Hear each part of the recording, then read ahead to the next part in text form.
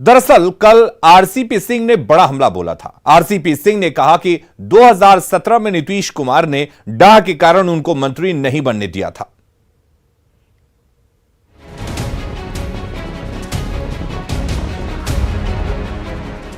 JDU से इस्तीफा देने के 15 दिन बाद आरसीपी सिंह ने नीतीश कुमार पर सबसे बड़ा हमला बोला।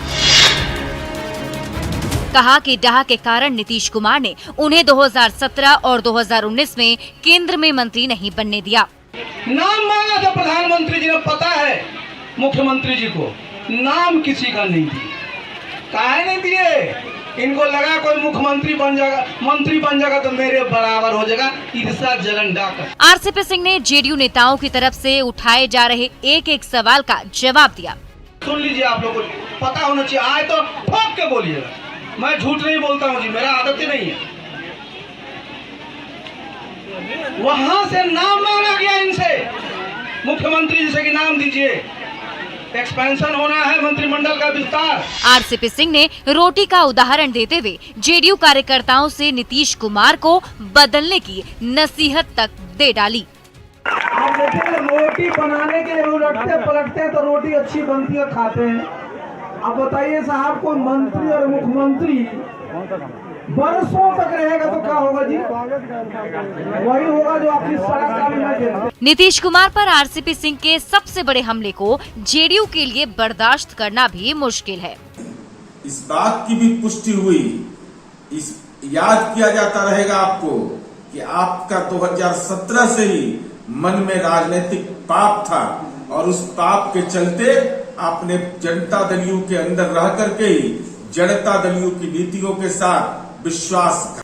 तवा और रोटी के सहारे नीतीश कुमार पर सबसे बड़ा हमला बोलकर आरसीपी सिंह ने ये जता दिया है कि ये राजनीतिक अदावत काफी आगे तक जाएगी। न्यूज़ 18 के लिए नालंदा से अभिषेक की रिपोर्ट। और इस बीच एक बड़ी खबर आपको बता दें, पटना से बड़ी खबर है। 3 और 4 सितंबर को जेडीयू की बैठक होगी। 3 सितंबर को राज्य कार्यकारिणी की बैठक होगी, जबकि 4 सितंबर को राष्ट्रीय कार्यकारिणी की बैठक होगी। और यह बैठक अहम इसलिए कही जा रही है क्योंकि सरकार बदलने के बाद पहली ये राज्य स्तरीय और राष्ट्रीय कार्यकारिणी की बैठक होने जा रही है। पार्टी का जो बैठक है वो उसका डेट तय हो गया है। 3 सितंबर को राज्य कार्यकारिणी की बैठक होगी और उसी दिन राष्ट्रीय कार्यकारिणी की भी बैठक होगी और 4 सितंबर को राष्ट्रीय परिषद की बैठक होगी। ये 3 और 4 को पार्टी के विभिन्न जो इकाई है, विभिन्न अंग जो है, उसकी बैठक होगी। 9 तारीख को एक राजनीतिक फैसला पार्टी ने लिया है और उस राजनीतिक फैसले पर पार्टी की जो हाईएस्ट बॉडी है, उस बॉडी से उसकी सहमति भी आवश्यक होती है, क्योंकि राजनीतिक फैसला था और राजनीतिक फैसला में जो राष्ट्रीय कार्यकारिणी और राष्ट्रीय परिषद की सहमति उस पर ली जाएगी, वो हम लोगों के एजेंडा में रहेगा। पूर्व डिप्टी सीएम और बीजेपी सांसद सुशील मोदी ने बिहार के कृषि मंत्री और आरजेडी नेता सुधाकर सिंह पर गंभीर आरोप लगाए हैं।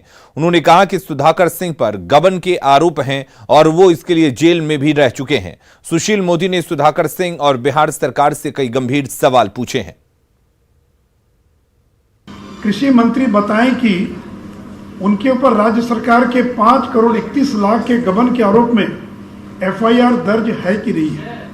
दूसरा, इस गबन के आरोप में उन्हें जेल में रहना पड़ा था या नहीं रहना पड़ा था। क्या यह सच नहीं है कि सुधाकर सिंह ने एफआईआर को रद्द कराने के लिए पटना हाईकोर्ट में याचिका दाखिल की थी, जिसको कोर्ट ने खारिज कर दिया था?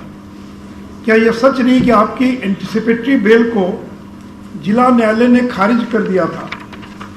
क्या यह सही नहीं है कि श्री सुधाकर सिंह को 60 लाख जमा करने पर बेल मिला था? क्या ये सही नहीं कि ब्याज सहित 12 करोड़ रुपया बिहार सरकार का बकाया है या नहीं? बताएं सुधाकर सिंह कि बकाया है कि नहीं बिहार सरकार का? हाँ, तो अगर बिजली का बिल भी बकाया है, पानी का भी बकाया है, टेलीफोन का भी बकाया है, तो बिहार सरकार वसूली की कार्रवाई करती है। तो ब्याज सहित 12 करोड़ रुपया बिहार सरकार का बकाया है कि नहीं है? वो बताएं कि सर्वोच्च न्यायालय तक ने बकाया राशि पर कोई राहत नहीं दी है। केवल वसूली की प्रक्रिया किस कानून के तहत हो, इसको लेकर विवाद है। अब मंत्री बनते ही कृषि मंत्री ने क्या बयान दिया? मंत्री कह रहे हैं कि नीतीश सरकार की नीति गलत थी और वे उसे बदलवाएंगे।